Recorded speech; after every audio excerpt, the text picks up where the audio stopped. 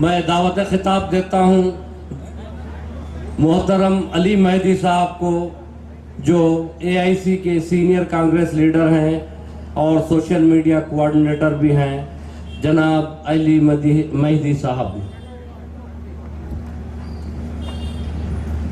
बहुत शुक्रिया। मंच पर तशरीफ फरमा हमारे पहले तो मैं सोनिया गांधी जी का, राहुल गांधी जी का और मल्लिकार्जुन खड़गे जी का और रेवंत रेड्डी जी का दिल की गहराइयों से शुक्रिया अदा करना चाहता हूं कि एक बहुत ही शानदार शख्सियत को, एक बहुत ही जबरदस्त शख्सियत को उन्होंने यहां से टिकट दिया। मेरे भाई शेख अकबर साहब, हमारे कर्नाटका से आए हुए माइनॉरिटी डिपार्टमेंट के पूर्व चेयरमैन हमारे बड़े भाई सईद अहमद साहब, महाराष्ट्र से आए मेरे भाई तौफीक मुलानी साहब, यहां यूथ कांग्रेस के हमारे तेलंगाना के बहुत ही कद्दावर नेता भाई संगी रेड्डी साहब, इस मंच पर तशरीफ फरमा हमारे सभी कांग्रेस पार्टी के और इस इलाके के सभी इज्जतदार, सभी हमारे लीडरान मेरे सामने तशरीफ फरमा और मेरे सामने खड़े हुए इस इलाके के हमारे सभी भाई, हमारे सभी बुजुर्ग, मेरी मां बहनें, सभी को मेरा अस्सलाम वालेकुम, नमस्कार। साथियों, मैं दिल्ली से आता हूं। कांग्रेस पार्टी ने एक जिम्मेदारी दी है, यहां पर मीडिया का मुझे कोऑर्डिनेटर AICC की तरफ से बनाया और मैं दिल्ली के अंदर जो दिल्ली प्रदेश कांग्रेस कमेटी है उसका वर्किंग प्रेसिडेंट भी। पार्टी ने मुझे टिकट भी दिया था, मेरे वालिद भी MLA रहे दिल्ली से। मैं आपकी खिदमत में यहां पर हाजिर हुआ हूं और मैंने खास तौर से इस सीट पर बहुत ज्यादा जहन लगाया, क्योंकि हम भी रिपोर्टें अलग अलग जगह से लेते हैं। सबसे पहले तो मैं आपको बड़ी जिम्मेदारी के साथ ये बात कहना चाहता हूं कि मलकपेट हैदराबाद के अंदर सबसे पहले कांग्रेस की जीतने वाली सीट होगी। और ये मैं सिर्फ लफाजी के तहत नहीं कह रहा, ये फैक्ट है। हमने भी अपने सर्वे कराए हैं। तेलंगाना में कांग्रेस पार्टी की सरकार 80 सीटों के साथ बनने जा रही है।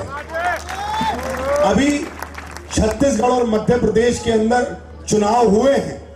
हमारे जो साथी वहां पर थे और जो मीडिया के लोगों से बात हो रही है, तो ये बता रहे हैं कि छत्तीसगढ़ और मध्य प्रदेश के अंदर कांग्रेस की आंधी चली है, एक तरफा आंधी चली है। आप 3 तारीख को देखेंगे छत्तीसगढ़, मध्य प्रदेश, तेलंगाना, राजस्थान, सब जगह पर कांग्रेस पार्टी की सरकार बनने जा रही है। उसकी वजह क्या है? उसकी वजह है राहुल गांधी। आपने देखा एक शख्स कन्याकुमारी से लेकर कश्मीर तक अपने पांव के छालों की फिक्र किए बगैर मेरी और आपकी, हमारे बुजुर्गों की, हमारी मां बहनों की, हमारे इन बच्चों की कल के मुस्तकबिल की लड़ाई लड़ने के लिए कन्याकुमारी से लेकर कश्मीर तक मोहब्बत की दुकान खोलते हुए निकले हैं। उन्होंने किसके लिए कहा कि नफरत छोड़ो, भारत जोड़ो, मोहब्बत की दुकान खोलो? किसके खिलाफ नफरत हो रही है इस मुल्क के अंदर? यह हमें सोचना पड़ेगा। किसके खिलाफ नफरत हो रही है? RSS और भाजपा की जितनी बी टीम है, खासतौर से इस प्रदेश के अंदर BRS और MIM किसके इशारों पे काम कर रही है? मैंने तो अभी बोला, 2 दिन पहले मैं था चार मीनार में, वहां तकरीर कर रहा था। मैंने वहां खड़े होकर बोला कि असदुद्दीन ओवैसी साहब, आपको मैं ये कहना चाहता हूं, ये जो आपने जहनी गुलामी हमारे लोगों के जहन में डाल रखी थी, अब ये लोगों की समझ में आ गई है। वो जो नकाब था, वो जो नकाब असदुद्दीन ओवैसी साहब के चेहरे पर था, वो अब पूरी तरीके से बेनकाब हो चुके हैं। सबको पता चल चुका है वो क्या है। पूरे देश के अंदर घूम घूम के आप समझिए इस बात को, ये मुल्क कौन सा मुल्क है? ये मुल्क वो है जहां गंगा जमनी तहजीब की कस्में खाई जाती हैं। मैं अपने मुसलमान भाई बहनों से कहना चाहता हूं, आपको याद दिलाना चाहता हूं मौलाना आजाद की वो तकरीर जो मौलाना आजाद ने जामा मस्जिद की सीढ़ियों पर खड़े होकर कहा था कि अगर कोई फरिश्ता आसमान की बुलंदियों से जमीन पर आए और मुझसे कहे कि मैं एक ऐसी आजादी देना चाहता हूं जहां हिंदू और मुसलमान अलग होंगे, तो मैं ऐसी आजादी को ठोकर मारता हूं। ये मौलाना आजाद साहब के लफ्ज थे। ये वो मुल्क है जो गंगा जमनी तहजीब से चलता है। ये वो मुल्क है जो आईन से चलता है। ये वो मुल्क है जो हिंदू मुस्लिम सिख ईसाई की एकता से चलता है। यही बात कांग्रेस पार्टी कह रही है कि हम हिंदू मुस्लिम सिख ईसाई की इस मोहब्बत को खत्म नहीं होने देंगे, चाहे कांग्रेसियों की जान चली जाए, लेकिन इस हिंदू मुस्लिम एकता को हमेशा बरकरार रखेंगे। कौन तोड़ रहा है इस हिंदू मुस्लिम एकता को? कौन इस देश के अंदर नफरत के बीज बो रहा है? आरएसएस और भाजपा।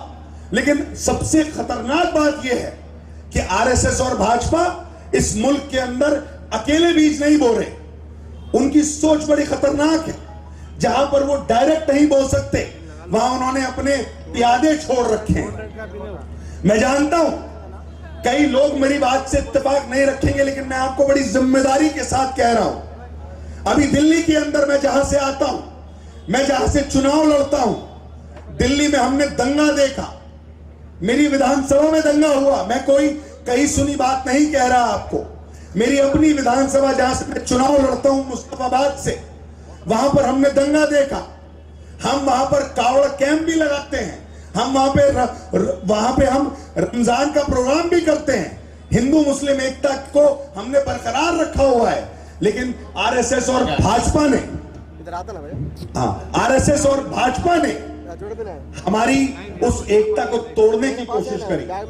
हमारे बीच में बहुत ही, मैं बड़े अदब और एहतराम के साथ यहां पर खैर मकदम करता हूं आली जनाब मुश्ताक मलिक साहब का। आप लोग तालियों से मुश्ताक मलिक साहब का स्वागत करें। बहुत ही शानदार शख्सियत है। मैं उनका शुक्रगुजार हूं कि वो हमारे इस मंच पर हमारे बीच में तशरीफ फरमा। बहुत बहुत शुक्रिया मुश्ताक साहब, बहुत बहुत शुक्रिया। तबलीगी जमात को दिल्ली की सरकार ने बदनाम करने की कोशिश करी। याद है ना आपको 2020 में, जब याद है आपको कोरोना के वक्त में क्या कहा था दिल्ली के मुख्यमंत्री ने कि कोरोना ये तबलीगी जमात वाले फैला रहे हैं। उनका मकसद क्या था कि एक कम्युनिटी को टारगेट करना। मैं आपके सामने खड़ा हूं, सबसे पहले तबलीगी जमात के अगर लिए किसी ने लड़ाई लड़ी तो आपके इस भाई ने लड़ी। मुझ पे केस चल रहा है, मैं केस से नहीं डरते। हम कांग्रेस पार्टी ने लड़ाई लड़ी, आज तक हम पे केस चल रहा है। मुझे हाउस अरेस्ट किया गया जब मैंने कहा कि मैं कल मरकज खुलवाने जा रहा हूं, मरकज में कल मैं जुमे की नमाज पढ़ूंगा। मुझे आके हाउस अरेस्ट कर लिया, लेकिन हमने लड़ाई नहीं छोड़ी और अल्हम्दुलिल्लाह मरकज खुला। ये आपकी हमारी दुआओं से, आपके हमारी दुआएं और मेहनत से ये हुआ। मैं पूछना चाहता हूं, आज इस मलकपेट की सरजमीन से उस शख्स से जो अपने आप को मुसलमानों का रहनुमा कहता है, जो कायदे मिल्लत कहते हैं अपने आप को, कहा थे आप जब दिल्ली के अंदर तबलीगी जमात पर उंगलियां उठाई जा रही थी? कहा थे आप जब दिल्ली के अंदर दंगा हो रहा था, इस्मतें लुट रही थी? आज तक हमारे बच्चे, 150 बच्चे जेल के अंदर हैं। कहां थे आप? आप अपने आप को कायदे मिल्लत कहते हैं, आप अपने आप को रहनुमा बताने की कोशिश करते हैं। आप झूठ बोल बोल के पूरे मुल्क के अंदर घूम रहे हैं। आप एक ऐसा बीज बोने की कोशिश कर रहे हैं जिसका खामियाजा हमें भुगतना पड़ेगा। आप समझने की कोशिश करिए। यहां से जो आवाज असदुद्दीन ओवैसी साहब उठा रहे हैं, वो हमारा जो भाई उत्तर प्रदेश के एक गांव के अंदर बैठा है, जो बिहार के गांव के अंदर बैठा है, उसको उस तकलीफ का सामना करना पड़ता है। वो तो यहां से बोल देते हैं, लेकिन तकलीफ का सामना उन लोगों को करना पड़ता है। आपको समझना पड़ेगा। मैं आपसे इल्तिजा करने के लिए आया हूं। मैं 1 महीने से यहां पर हूं। मुझे लोगों ने कहा कि इस इलाके के अंदर घूमने का कोई फायदा नहीं, ये तो MIM का ही गढ़ है।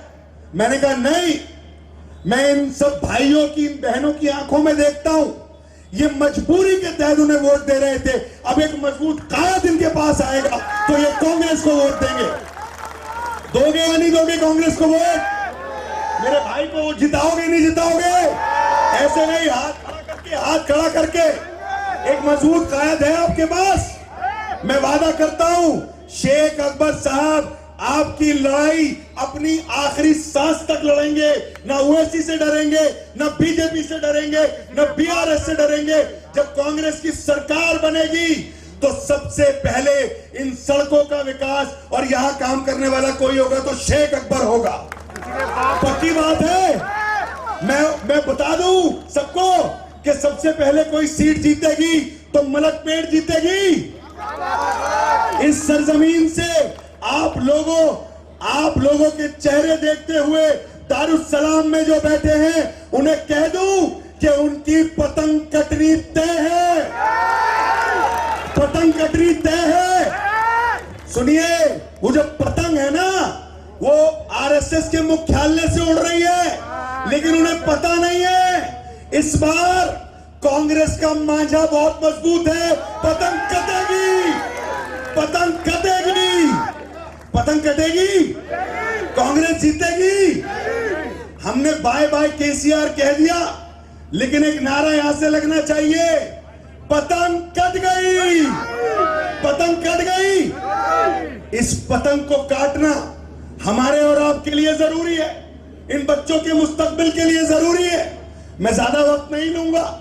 मुश्ताक मलिक साहब तशरीफ फरमा है, हमें उन्हें सुनना है, हमें उनकी तकरीर सुननी है, उनके दिल के जज्बात सुनने हैं। हम दिल्ली से उनके बारे में सुनते थे कि एक शख्स है इस हैदराबाद की सरजमीन पर जो सबसे ज्यादा, चाहे CA NRC हो या कोई भी लड़ाई हो, बिना किसी पार्टी के अकेला, पूरी उनकी जो ऑर्गेनाइजेशन है, उनकी लीडरशिप में पूरी मजबूती के साथ यहां पर कौम और मिल्लत की लड़ाई लड़ती है। ऐसे शख्स हमें चाहिए, ना कि दारुस्सलाम वाले जो झूठ बोलते हैं, जो गलत बात करते हैं, जो सिर्फ वो करते हैं जो बीजेपी चाहती है। आप नहीं करने दोगे ना उनको इस बार? बीजेपी को नहीं चाहते ना? तो अगर बीजेपी को नहीं चाहते तो सबसे बड़ी बीजेपी की साथी MIM है, उसको इस बार हमें हराकर शेख अकबर भाई को ऐसा, इस बार 30 तारीख को आपको कसम है अपने बच्चों के मुस्तकबिल की कि 30 तारीख को इस तरीके से वोट डालने के लिए निकलिए जैसे जंग में निकलते हैं, जैसे आजादी के लिए निकलते हैं, क्योंकि ये इस दारुस्सलाम से आजादी का वक्त है। 30 तारीख दारुस्सलाम से आजादी का वक्त है और ये आजादी हमें मिलके रहेगी और ये जीत इंशाअल्लाह अज़ीम हमें मिलके रहेगी। मुझे यकीन है, मुझे इन सब की शक्लें देख के अकबर भाई ये यकीन हो गया है कि सबसे पहले इस जगह से, इस लोकसभा से कोई सीट जीतेगी तो मलकपेट जीतेगी इंशाअल्लाह, शेख अकबर साहब जीतेंगे। मैं बस आखिरी में ये कहना चाहता हूं कि देखिए, आपके जज्बात के चक्कर में बहुत सारी चीजें मैं भूल रहा हूं। आपकी मोहब्बत, आपके इतना प्यार है कि चिराग देखकर मेरा मचल रही है हवा, मचल रही है ना हवा। इस चिराग को देखकर दारुस्सलाम में हड़कंप मचा हुआ है। चिराग देखकर मेरा मचल रही है हवा। कुछ दिनों से बहुत तेज चल रही है हवा। चिराग देखकर मेरा मचल रही है हवा। कुछ दिनों से बहुत तेज चल रही है हवा। जो बना रहे थे किससे मेरी तबाही के, उन्हें खबर ही नहीं है कि रुख बदल रही है हवा। रुख बदल दिया है हवा ने। कांग्रेस पार्टी, राहुल गांधी और दिल्ली और इस इलाके के अंदर जो रेवंत रेड्डी साहब ने जो चिराग जलाया है, वो चिराग मजबूती से जलेगा, उसे कोई हवा रोक नहीं पाएगी। बस मेरी आपसे आखिरी में इल्तिजा है, मेरे भाई शेख अकबर को भारी बहुमत से जिताइए। इंशाअल्लाह आपका काम होगा, आपके बच्चों का मुस्तकबिल मजबूत होगा। बहुत शुक्रिया, आपने मुझे सुना। बहुत शुक्रिया। जय हिंद, जय भारत।